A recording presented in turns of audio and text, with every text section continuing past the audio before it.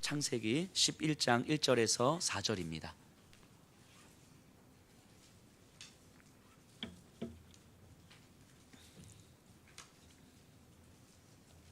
창세기 11장 1절에서 4절입니다. 말씀을 찾아주시고요.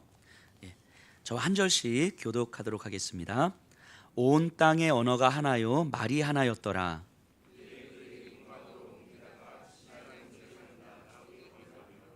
서로 말하되 자 벽돌을 만들어 견고히 굽자 하고 이에 벽돌로 돌을 대신하여 역청으로 진흙을 대신하고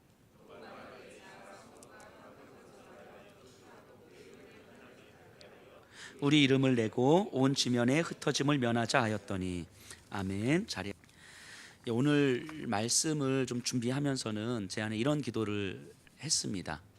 말씀을 저도 마찬가지지만 말씀을 들으시는 우리 성도님들이 우리의 삶을 조금 더 아주 세밀한 부분까지 좀 돌아보시고 삶의 방향이 구체적으로 어떻게 진행되고 있는지, 내 삶의 방향이 어디고 내 삶의 목적이 무엇이고 그것을 살아가는 힘의 근원이 무엇인가, 이거를 좀 깊이 고민했으면 좋겠다는 생각을 했습니다. 그래서 오늘 본문을 통해서 하나님께서 우리에게 주시는 삶의 방향과 삶의 목적과 삶의 근원이 되는 힘이 무엇인지를 우리가 생각해 보려고 합니다.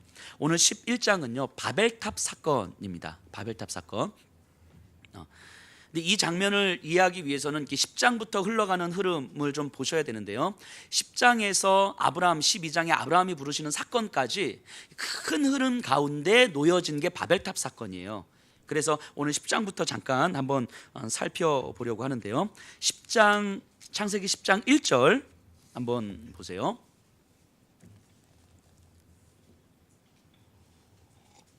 오늘 성경을 조금 이렇게 여러 군데 찾을 거니까 성경을 좀 펴서 보시면 좋겠습니다. 10장 1절에 보면요, 노아의 아들 셈과 함과 야벳의 족보는 이러하니라. 홍수 후에 그들이 아들들을 낳으니. 자, 본문이 이렇게 돼요. 이 앞전에서 하나님께서 홍수의 심판을 주셨어요. 모든 인류를 하나님께서 심판하셨고요, 노아와 그의 가족들만 지금 살아남았거든요. 근데 그 아들 셈과 함과 야벳을 통해서 후손이 이렇게 흘러갑니다. 그 족보가 이러니 하면서 2절 보면요, 야벳의 아들은 고멜과 마곡과 마대와 야완과 두발과 메섹과 디라스요. 자, 야벳의 아들이 나오죠. 뭐 이름은 다 기억 안 하셔도 되는데 중요한 사람들 이름 몇 사람만 기억하시면 돼요. 노아의 아들 셈과 함과 야벳인데 지금 야벳의 아들 한 명 나왔어요. 그 다음에 6절, 함의 아들은 구스와 미스라임과 붓과 가나안이요. 함 나왔죠. 함의 아들 나왔습니다.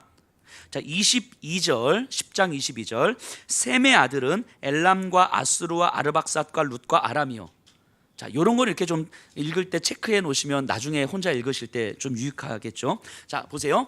야벳과 함과 셈의 자손이 다 나왔어요. 그럼 이들로부터 인류가 이렇게 쭉 퍼져나가기 시작하는 거예요. 그런데 11장 10절 가서 한번 보세요. 11장 10절. 셈의 족보는 이러하니라. 셈은 100세 곧 홍수 후 2년에 아르박삿을 낳았고. 셈의 족보는 이러하니라. 셈의 후손이 또 나오네요. 자, 그럼 우리는 이제 성경을 보면서 이런 질문을 던져야 되겠죠. 야벳과 함과 셈의 후손이 지금 다 언급이 됐어요. 그런데 바벨탑 사건이 기록되고 그 다음에 셈의 족보가 또 기록되고 있어요. 그러면 왜 성경은 분명히 앞에서 기록됐음에도 불구하고 뒤에서 또 기록하고 있을까? 이 질문을 던져야 되겠죠. 이 질문을 던지면서 우리가 본문을 계속해서 다시 봤으면 좋겠습니다. 자, 10장으로 다시 돌아와서요, 10장의 8절, 9절, 10절을 제가 한번 읽어볼게요.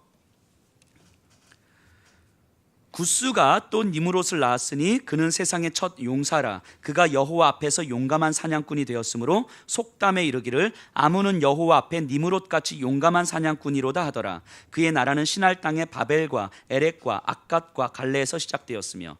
자, 구스라는 사람이 나오는데 함의 아들이에요. 함의 아들 구스가 니므롯을 낳았는데, 니므롯이라는 사람은 좀 이름을 기억했으면 좋겠습니다. 니므롯은요 큰 용사래요. 큰 용사, 힘을 가진 자예요. 권력의 중심이죠. 이때 당시에는 요 시대 당시에는 힘센 놈이 대빵이 되는 거잖아요. 싸움 잘하는 사람이 대빵이 되는 거잖아요. 그러니까 이 니므롯과 그의 세력들은 권력의 중심을 잡고 있다는 것을 보여주고 있는 거예요.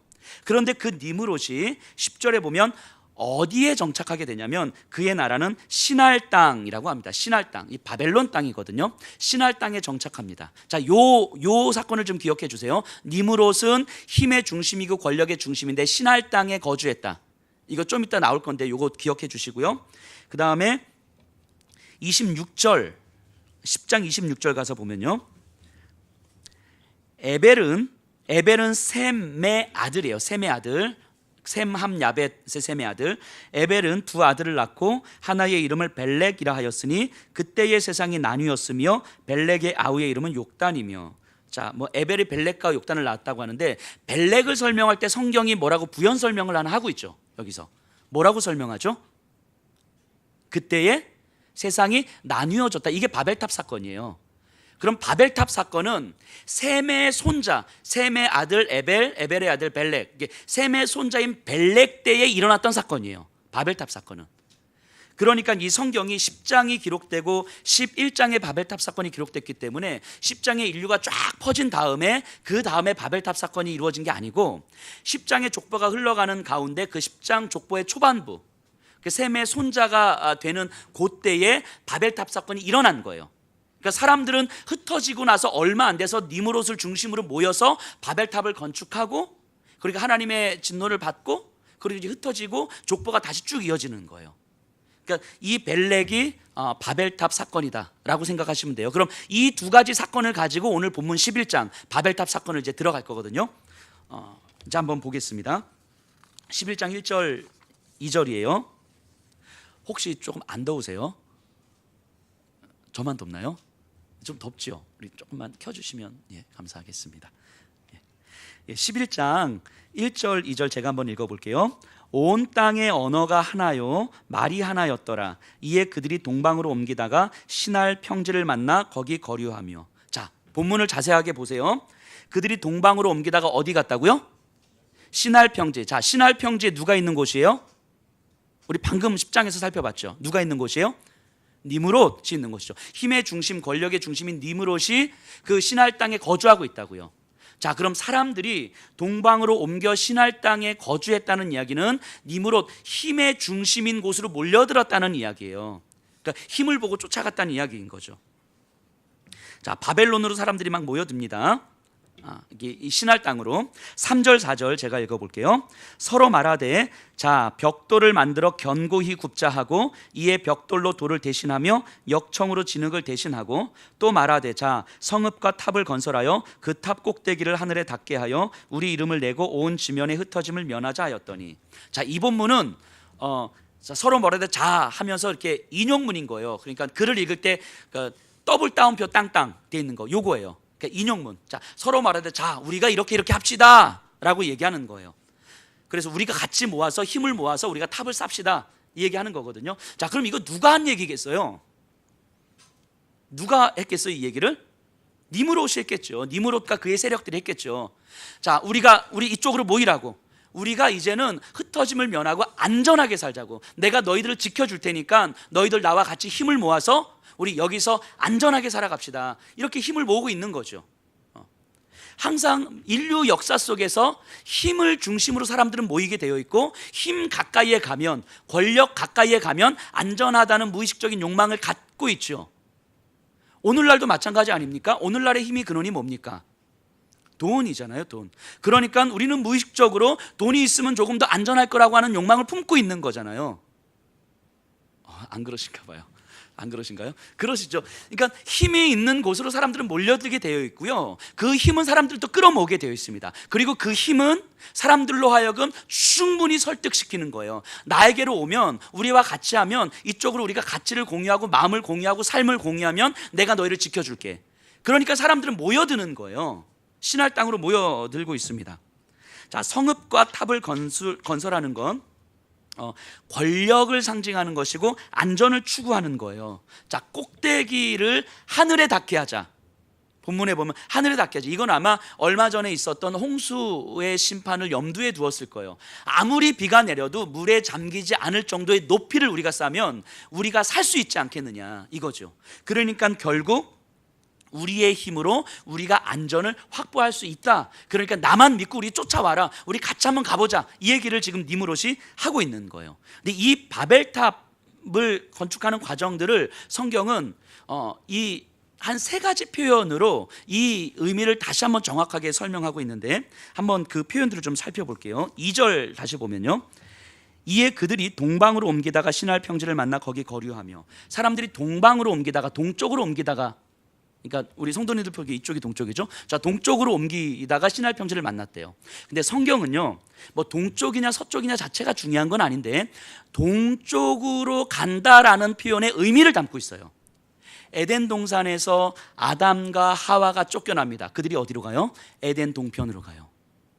아담과 하와가 가인과 아벨을 낳아요. 가인이 아벨을 죽인 다음에 가인이 도망을 가는데 에덴 동편으로 도망가서 롯 땅에 거주하게 되죠. 이후에 나오는 본문이지만 아브라함과 동거했던 롯이라는 조카가 서로 떨어지게 될 때에 롯이 선택했던 곳은 동쪽 소돔과 고모라 땅인 거죠. 그러니까 성경은 동쪽으로 가더라 하는 이 표현의 의미를 담아내고 있는 거예요. 어떤 의미냐면 힘과 안전을 추구하는 삶의 방향이라는 거죠. 하나님과 상관없이 내 힘으로 내 안전을 추구하며 살아갈 수 있다고 믿는 거예요. 이것이 동쪽으로 가더라 하는 것에 담겨진 의미인 거죠.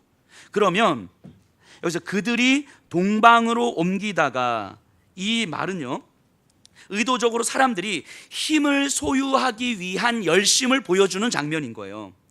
심지어 이곳에 정착한 사람이 니므롯이라고 했잖아요. 그러니까 힘을 가진 자, 그 주변으로 몰려드는 자, 그 힘, 권력의 주변에 서서 그 힘을 누리려고 하는 자, 이 사람들의 흐름을 동방으로 옮기다가 이렇게 표현하고 있는 거예요. 그러니까 이들의 삶의 방향성을 보여주는 거죠. 그들의 삶의 방향성이 뭐라고요? 힘을 추구하고 안전을 추구하고, 이게 그들의 삶의 방향성이라고요. 자, 두 번째는요, 4절 보면요, 또 말하되 자 성읍과 탑을 건설하여 그 탑 꼭대기를 하늘에 닿게 하여 우리 이름을 내고 온 지면에 흩어짐을 면하자 하였더니.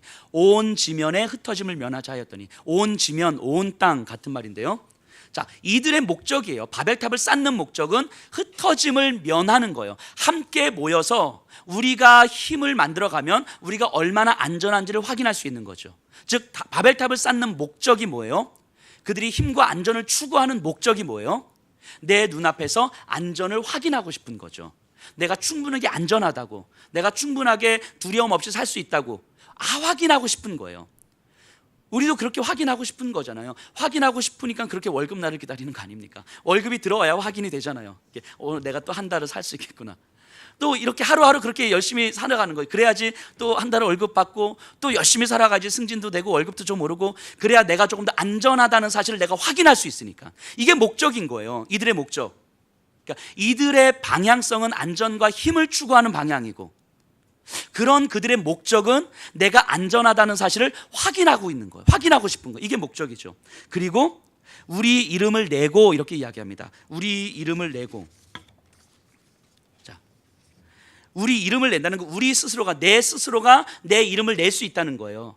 그러니까 내가 그런 힘과 안전을 추구하는 삶의 방향과 안전을 확인하고 싶은 그 삶의 목적을 가지고 살아가는데, 그 삶의 힘의 근원이 어디냐면 바로 나란 얘기야. 나로부터 그 이름을 낼 수 있다라고 이야기하는 거예요. 우리가 이름을 낼 수 있으니까 다른 누구의 도움도 받지 않고 하나님 필요 없고 우리가 우리 힘으로 탑을 쌓아서 우리 이름을 내고 우리가 안전을 확인할 수 있다. 그러니까 내 말 듣고 같이 가보자. 이게 지금 니므롯이 사람들을 설득하는 방식인 거죠. 이렇게 바벨탑이 쌓아지는 거예요. 마치 오늘날 우리가 살아가는 삶의 방식처럼 돈의 질서와 명예의 질서와 권력의 질서와 이 감정과 자존심의 질서가 끊임없이 우리로부터 내가 나를 지켜낼 수 있을 것 같고, 내가 열심히 최선을 다하면 지켜낼 수 있을 것 같고, 그리고 그 주변으로 몰려들면 뭔가 내가 안전할 것 같고, 그런 것들을 내가 누리고 좀 소유하고 있으면 그래도 내가 편안하게 살 수 있을 것 같고, 그래서 끊임없이 우리도 힘과 안전을 추구하고, 그리고 안전을 확인하고 싶은 삶의 목적을 가지고, 그리고 그 힘의 근원이 바로 나라는 사실을 생각하면서 가는 거잖아요. 근데 이거는 어떤 한두 사람 개인의 문제가 아니라 그 시대의 문제라고 이야기하는 거예요. 마찬가지로 오늘날도 한두 사람의 문제가 아니라 이 시대의 문제인 거죠. 여기 계신 성도님들에게 왜 그렇게 사세요? 그렇게 살지 마세요. 이렇게 얘기할 수 있는 게 아니라 이 시대가 다 그렇게 살아가고 있다고요. 우리도 그 시대로부터 자유롭지 못한 삶을 살고 있는 거잖아요. 아무리 우리가 하나님을 알고 있어도 우리는 여전히 내 안전을 확인하고 싶은 욕망 가운데 살아가는 거고, 우리가 아무리 하나님 앞에 예배를 드려도 힘과 안전을 추구하는 삶을 살아가는 거고, 우리가 예수 그리스도의 이름으로 살아간다고 할지라도 여전히 내 힘을 의지하면서 살아가는 거잖아요. 내 힘을 의지하지 않으면 여전히 불안하고, 안전을 확인하지 않으면 여전히 근심과 두려움 가운데 살아가는 거죠. 하나님을 알고 있어도 하나님 없이도 살아갈 수 있다고 믿는 사람들의 모습일 수도 있는 거죠. 하나님을 알고 있어도 하나님 없이도 살아갈 수 있다고 믿는 거예요. 이게 바벨탑이에요. 바벨탑. 이 바벨탑은 오늘날 이 시대의 삶의 모습과 너무너무 닮아 있는 거죠. 자, 이에 대해서 하나님 어떻게 반응하시는지 볼까요? 7절 8절 제가 한번 읽어볼게요. 자, 우리가 내려가서 거기서 그들의 언어를 혼잡하게 하여 그들이 서로 알아듣지 못하게 하자 하시고, 여호와께서 거기서 그들을 온 지면에 흩으셨으므로 그들이 그 도시를 건설하기를 그쳤더라. 자, 그들이 언어를 혼잡하게 하여 소통을 못하도록 하셨어요. 건축을 중단시켰습니다. 사람들을 흩어지게 했습니다. 즉, 사람들이 계획한 프로젝트는 완전히 깨어져 버리고 아무 의미 없이 돼버린 거예요. 자, 이게 바벨탑의 결론 아닙니까? 생각해 보세요. 우리가 지난주에도 제가 말씀드렸는데 열심히 살아가시잖아요. 진짜 최선을 다해서 살아가시잖아요. 밤잠 못 주무시면서 살아가시고, 정말 스트레스 받고 신경과민이 걸릴 만큼 살아가시고, 그래서 어떤 분들은 만성 두통에, 어떤 분들은 이명에, 어떤 분들은 이러면서 그럼에도 불구하고 살아가시잖아요. 그렇게 몸을 혹사시키면서 최선을 다해서 살아가시잖아요. 근데 지난주에 제가 이런 질문 던졌죠. 그렇게 몸을 혹사시키면서까지 살아가시는데 진짜 행복하시냐고요? 정말 행복하시냐고요? 내가 그렇게 최선을 다해서 이를 악물고 살아가는데 정말 행복하시냐고요? 그 삶에 너무너무 만족해서 내가 살아가야 될 이유가 충분해서 이것만으로 내가 충분하고 지금 죽어도 여한이 없습니다 라는 정도로 살아가시냐고요? 그렇게 이를 악물고 살아가시는데 안 그러시잖아요. 안 그러시잖아요. 바벨탑의 결론이 이거 아닙니까? 니므롯과 그의 세력들과 그 주변에 몰려들었던 모든 사람들은 정말 최선을 다해서 탑을 쌓을 거예요. 밤잠 안 자면서 탑을 쌓을 거예요. 뭐 가족들 다 동원해서 탑을 쌓을 거예요. 그리고 이 탑이 완성되면 우리는 완전할 것이고, 이 탑이 완성되면 우리는 충분히 잘 살 수 있다고 믿으면서 올인하면서 갔을 거란 말이죠. 근데 그 결국이 흩어지는 거란 말이죠. 우리도 그렇게 탑을 쌓고 가잖아요. 하루하루 탑을 쌓고 가잖아요. 지난 주간에도 그렇게 탑을 쌓으셨을 거 아니에요. 근데 그 삶의 결론이 정말 행복하든가 하는 거예요. 정말 우리가 행복하던가.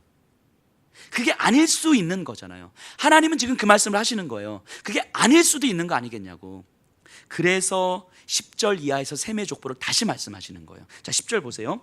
셈의 족보는 이러하니라. 셈은 100세 곧 홍수 후 2년에 아르박삿을 낳았고, 16절 17절 보세요.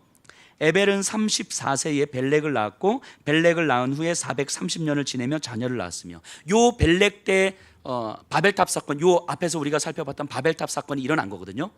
그럼 생각해 보세요. 셈으로부터 이렇게 이어져 에벨을 낳고 벨렉을 낳을 때까지 사람들이 이렇게 모였는데, 이 사람들이 모여서 했던 이야기는 바벨탑을 쌓자는 이야기였단 말이에요.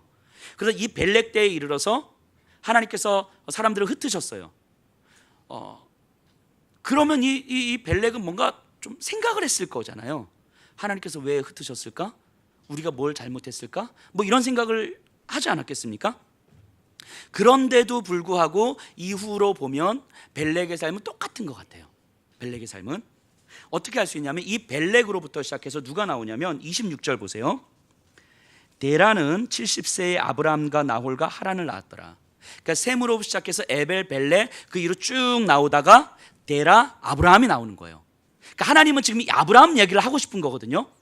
이런 여정 속에서도 사람들이 모여서 바벨탑 쌓고 이런 여정 속에서도 하나님은 아브라함을 준비시켜 주셨다는 말씀을 하고 싶으신 거예요. 그래서 지금 이 셈의 족보를 말씀하고 있는 거예요. 앞에 나오는 셈의 족보는 인류가 일반적으로 많아졌다라는 이야기를 하는 거라면, 많아져서 만들어진 결과가 바벨탑이잖아요. 근데 하나님은 이 바벨탑의 정신을 추구하지 않는 또 다른 사람을 준비시켜 주셨다고 말씀하고 싶으신 거예요. 근데 그게 언제부터냐면 셈으로부터. 그러니까 바벨탑이 깨어지기 전부터 하나님은 이렇게 보고 있었다고 말씀하시는 거예요. 셈으로부터 사람들이 많아져서 바벨탑이 지어졌는데, 그리고 깨어졌는데, 하나님은 그 셈으로부터 하나님은 지켜보고 계셨다고 말씀하시는 거예요. 그래서 바벨탑이 깨어져도 여전히 하나님은 지키고 계셨다고 이야기하는 거예요. 근데 문제는 바벨탑이 깨어졌어도 벨렉이든 그 이후의 후손들의 삶이 별반 달라지지 않은 것 같거든요. 어떻게 할 수 있냐면 여호수아서를 보면요, 그러니까 아브라함의 아버지 데라가 그 땅에서 이방신을 섬겼더라 이렇게 나와요. 우상을 섬겼다는 이야기를 하는 거예요. 그 벨렉으로부터 하나님의 메시지를 분명히 들었을 것임에도 불구하고 아브라함의 아버지 데라는 이방신을 섬긴 거예요. 하나님과 상관없이 산 거예요. 그 밑에서 아브라함이 낳은 거죠. 그러니까 그 삶의 모습이 크게 변하지 않았을 거라는 거예요. 하나님을 알고도 얼마든지 욕망에 따를 수 있음을 보여주는 거예요. 바벨탑의 정신으로 하나님을 묵상할 수 있다고 말씀하시는 거예요. 우리가 이렇게 예배를 드리고 앉아 있어도요, 우리 안에는 바벨탑의 정신으로 예배를 드릴 수 있다고 말씀하시는 거예요. 우리가 봉사를 하고 헌신을 해도 바벨탑의 정신으로 하나님 앞에 봉사하고 헌신할 수 있다고 말씀드리는 거예요. 바벨탑의 정신이 뭐라고 그랬어요? 삶의 방향은 힘과 안전에 대한 추구요, 삶의 목적은 내 안전을 확인하고 싶은 것이요, 삶의 근원은 바로 나라고 하는 거죠.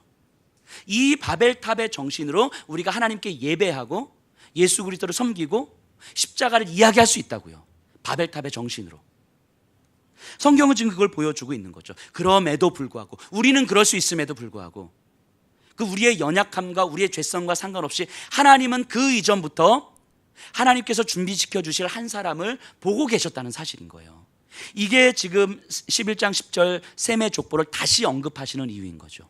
인간은 모이면 바벨탑을 쌓지만 하나님은 그 이전부터 하나님의 사람들을 준비시켜 주고 계셨다라고 하는 거예요.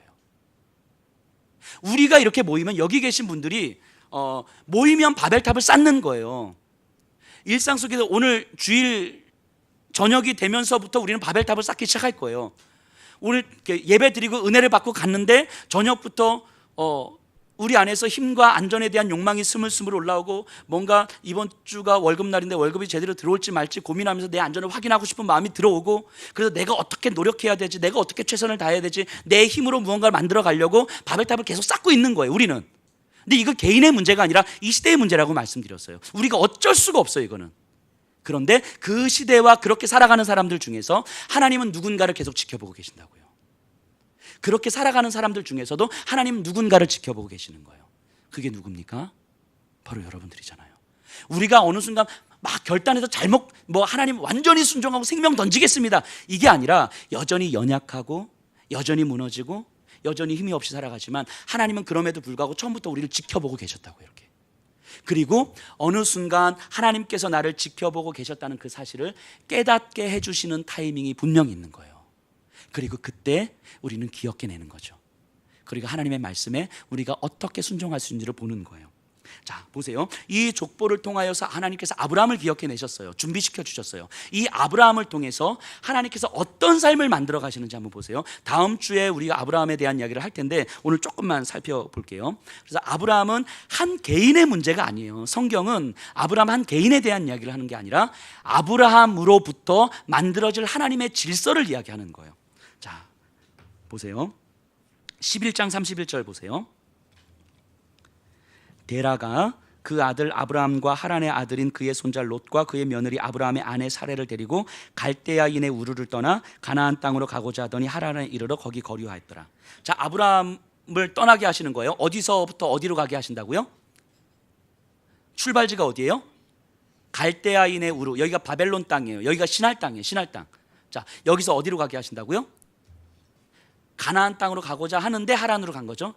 하란은 가나안 땅, 갈대아 우르에서 이렇게 가면 하란이고요. 이렇게 내려오면 가나안 땅이에요. 그러니까 하란을 거쳐서 가나안 땅을 가게 돼 있는 거예요. 자, 근데 보세요. 위치가 어디서 어디로 가는 겁니까? 동편에서 서쪽으로 움직이는 거잖아요. 자, 동쪽이냐 서쪽이냐 자체가 중요한 건 아니지만 성경은 하나님께서 동쪽으로 옮겨가는 것에 의미를 부여하셨잖아요. 인간들이 자신의 힘과 안전을 추구하는 삶의 방식을 동방으로 옮겨갔다 이렇게 표현했단 말이죠. 그런데 하나님은 그 질서, 그 시대 속에서 아브라함을 동쪽에서 서쪽으로 서진시켜 주시는 거예요. 이 의미가 뭐겠습니까? 인류가 만들어지는 질서에 역행하는 질서를 만들어 가시는 거예요. 하나님의 질서는 힘과 안전을 추구하는 질서가 아니라 힘과 안전을 내려놓는 질서를 만들어 가시는 거예요. 그래서 아브라함에게 뭐라고 말씀하시냐면 너의 고향과 친척과 아버지의 집을 떠나 이렇게 말씀하십니다. 이게 오늘날과 같지는 않아요. 예전에는 이때 시대에는 어떤 의미냐면 제 아들이 이제 비니가 있는데 비니는 여빈이라고 하는 한 인격체가 아니라 어떤 가문의 누구의 아들이에요. 그렇게 소속이 됩니다. 그러니까 아버지의 집을 떠난다는 얘기는 내가 없어진다는 얘기죠. 내 안전장치가 없어진다는 얘기죠. 완전히 새로운 사람이 되든가 아니면 내 삶의 근거가 완전히 사라지든가. 그럼 고향과 친척과 아버지의 집을 떠나 이거는 역행하는 거잖아요. 내 안전장치와 힘의 근원을 내가 내려놓고 간다는 거잖아요. 이게 서진하는 거예요. 서쪽을 향해서 간다는 이야기죠. 하나님은 아브라함에게 분명히 바벨탑의 정신에 명확하게 역행하는 방식으로 말씀하십니다. 그리고 아브라함은 거기에 순종하죠. 자, 12장 1절 2절을 제가 한번 읽어볼게요. 여호와께서 아브라함에게 이르시되 너는 너의 고향과 친척과 아버지의 집을 떠나 내가 내게 보여줄 땅으로 가라. 내가 너로 큰 민족을 이루고 내게 복을 주어 내 이름을 창대하게 하리니 너는 복이 될지라. 자, 내 이름을 창대하게 하리라. 너의 이름을 높여주는 자가 누구라고요? 하나님이시라고요. 네가 아니라고요. 네가. 그러니까 너의 이름은 네가 높이는 것이 아니고 너희들이 높이는 것이 아니라 내가 너희를 높여줄게.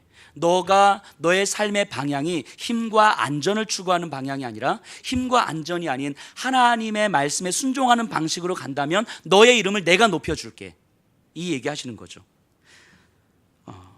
3절 보세요.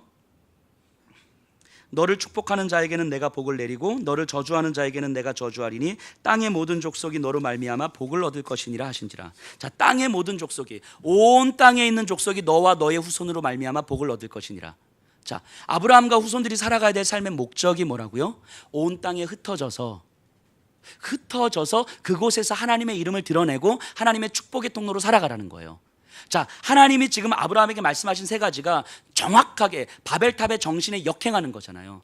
바벨탑의 정신이 뭐라고 했어요? 삶의 방향은 힘과 안전을 추구하는 삶의 방향이라고 했어요. 근데 하나님은 아브라함에게 뭐라고 말씀하세요? 서쪽으로 가라고 말씀하시면서 안전과 힘을 포기하라고 말씀하시죠. 바벨탑의 정신은 삶의 목적이 뭐라 했습니까? 내 안전을 확인하고 싶은 거였죠.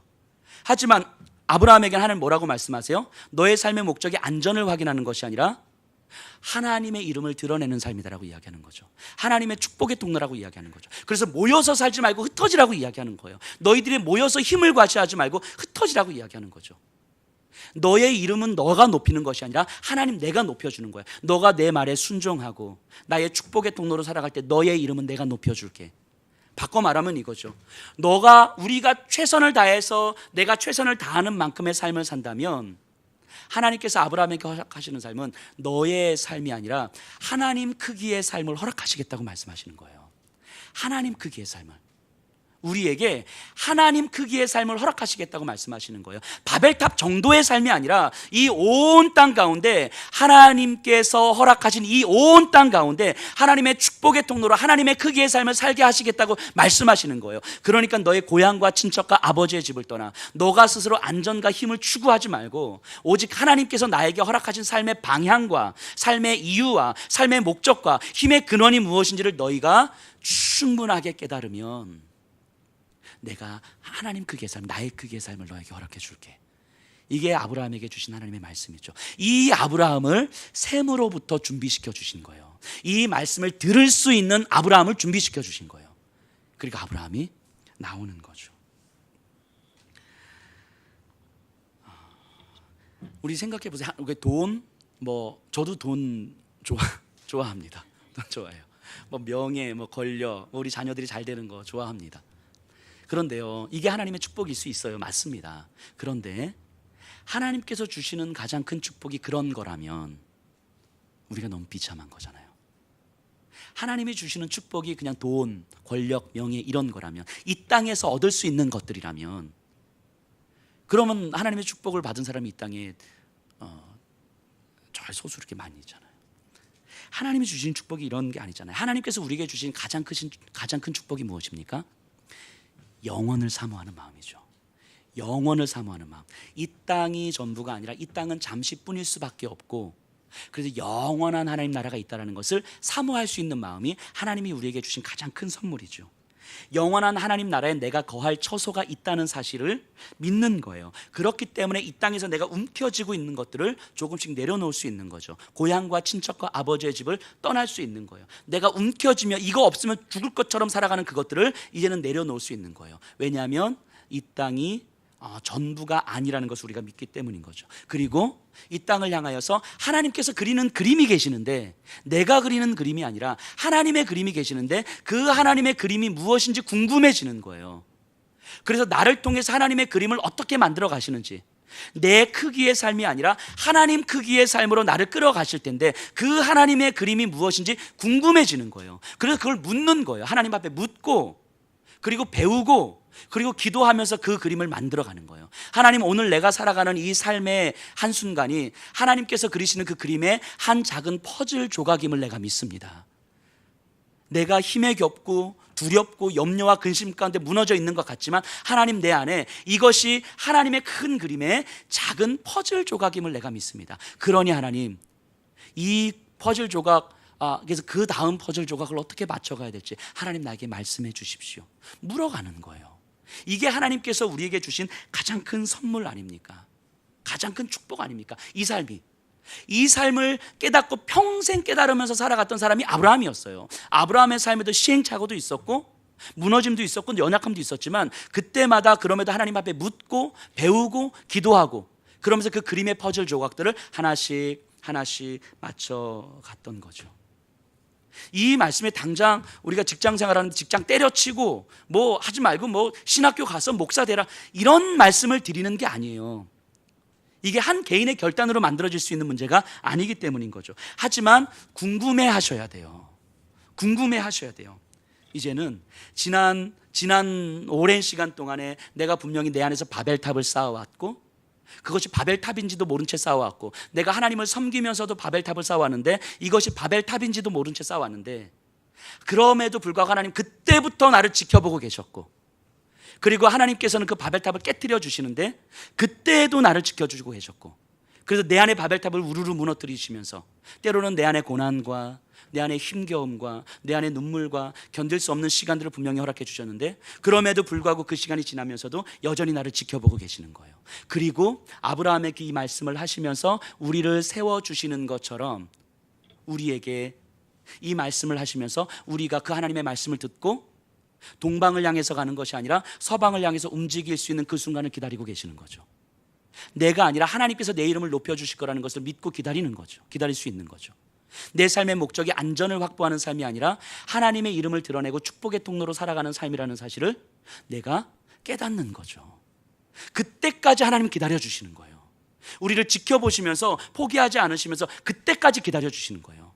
그리고 어느 순간 그것을 깨닫게 해주시고 말씀하시고 우리를 일으켜 주시는 거죠. 이 바벨탑 사건을 통해서 하나님은 우리에게, 그렇기 때문에 내가 그냥 예수 믿고 천국 가게 됐습니다, 이런 게 아니라 나에게 이것을 깨닫게 해주심으로 말미암아 나를 통해서 이 세상의 질서에 역행하는 그 하나님의 질서가 가능하다고 말씀하시는 거예요. 나를 통해 여기 계신 분들을 통해서 이 세상의 질서에 역행하는 하나님의 질서가, 힘을 추구해도 결국 그것이 불행할 수밖에 없는 이 현실인데, 그걸 알면서도 힘을 추구하지 않을 수밖에 없는 우리의 삶에서, 그렇지, 힘을 추구하지 않고도 충분히 살아갈 수 있는 삶이 있다는 것을 말씀해 주시는 거예요. 그리고 그것이 우리의 삶이 될 때에 우리를 통해서 다른 누군가가 다른 삶의 기준을 보게 되는 거죠. 삶의 대안을 보게 되는 거죠. 우리 자녀 세대들이, 우리 다음 세대들이, 우리 청년 세대들이 어른들을 바라보면서 저렇게 힘을 추구하지 않고 안전을 추구하지 않고 이기적 욕망을 따라 살지 않아도 충분히 살아갈 삶이 있는 거구나라고 보고 배우는 거잖아요. 제가 금요 예배 드릴 때 기도하면서 이런 기도를 했습니다. 우리 어른들을 향하여서, 어른들 회개하셔야 된다고 기도했어요.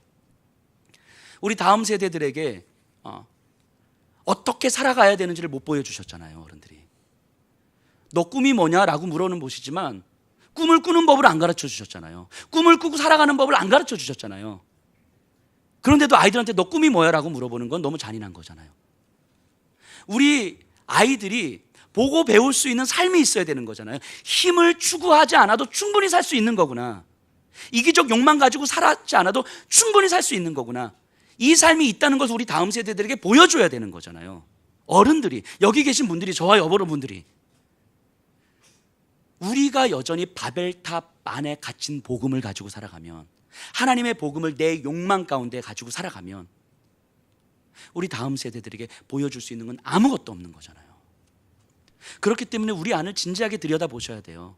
내가 바벨탑의 정신을 추구하면서 하나님의 이름을 부르고 있는 건 아닌지, 바벨탑의 정신을 추구하면서 예수 그리스도의 복음을 이야기하고 있는 건 아닌지, 그래서 그 정말 이 세상을 깨뜨리고 사망 권세를 이기신 예수 그리스도의 그 복음을 한낱 그 바벨탑의 정신 안에 가두어 두고 바벨탑에 갇힌 복음으로서 우리가 교회를 다니고 있는 건 아닌지 점검해 보셔야 되는 거예요.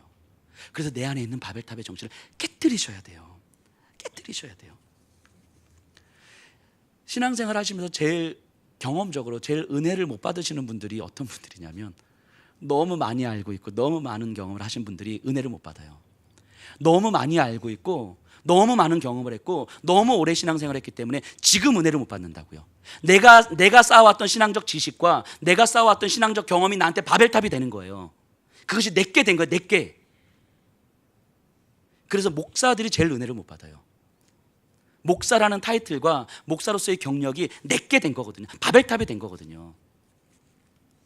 바벨탑에 갇힌 복음인 거죠. 이것이 내가 섬기고 내가 헌금하고 내가 하고 그래서 결국 남는 건 내가 이렇게 했는데, 나 그거 다 아는데, 나 그거 경험해 봤는데, 이게 바벨탑이에요. 이런 게 바벨탑이라고. 이런 게, 이게 우리의 삶 속에서 그대로 드러나는 거죠. 그대로. 말씀을 좀 정리해 보도록 하겠습니다. 교회도 마찬가지고 신자들의 삶도 마찬가지입니다. 교회가 사람들을 모아서 우리의 힘을 과시하는 방식으로 가는 건 바벨탑을 쌓는 거잖아요. 물론 교회가 클 수도 있고 작을 수도 있어요. 이건 하나님의 은혜에 따라 가는 거지만, 교회의 방향성 자체가 사람들을 모아서 우리의 힘을 과시하는 것, 그건 교회가 바벨탑을 쌓는 거죠. 하나님 온 땅으로 흩어져서 온 땅에서 하나님의 축복의 통로가 되라고 말씀하셨는데, 여기 계신 분들은 평생 예수평화교회 있을 생각하지 마세요. 그러니까 여기서 신앙생활 하시다가 충분히 훈련받고 그리고 세계로 나가시든가 다른 지역으로 가시든가, 아니면 저희 교회에서 우리 부교육자분이 이제 분립 개척을 개척을 해 나갈 때 따라가셔야 괜찮습니다. 중요한 건요, 우리가 사람들을 모아서 우리가 이 정도야 라는 것을 과시하는 건 바벨탑을 쌓는 거라고요. 교회가 교회 이름으로 바벨탑을 쌓는다고요. 교회는 고향과 친척과 아버지의 집을 떠날 수 있는 공동체여야 되는 것이고, 축복의 통로로 기능할 수 있어야 되는 것이고, 오직 하나님께서 하나님의 크기로 사용하실 수 있는 공간이 되어야 되는 거죠. 그리고 그 정신이 그대로 우리 성도님들의 삶에 들어가야 되는 거예요. 여러분들의 가정과 여러분들의 직장과 여러분들의 개인들의 삶에서 내 삶의 방향은 안전과 힘을 포기하는 방식으로 가야 되는 것이고, 내 삶의 목적은 하나님의 축복의 통로가 되는 삶이 되어야 되는 것이고, 내 삶의 근원은 내가 아니라 하나님이 되어야 되는 거죠. 그때 하나님의 크기의 삶이 우리에게 주어지는 거예요. 그때 우리는 비로소 소망이라는 말을 쓸 수 있는 거예요. 믿음이라는 말을 쓸 수 있는 거예요. 우리가 그런 신자들이 되었으면 좋겠습니다. 바벨탑의 정신을 깨뜨리십시다. 바벨탑의 정신을 깨뜨리십시다. 예수 그리스도께서 십자가 위에서 깨뜨리신 그 복음의 능력으로 우리가 십자가를 의지하면서 바벨탑의 정신을 깨뜨리시면서 오늘 하루 결단하고, 무너져도 또다시 일어나서 결단하고, 우리 그렇게 살아가십시다.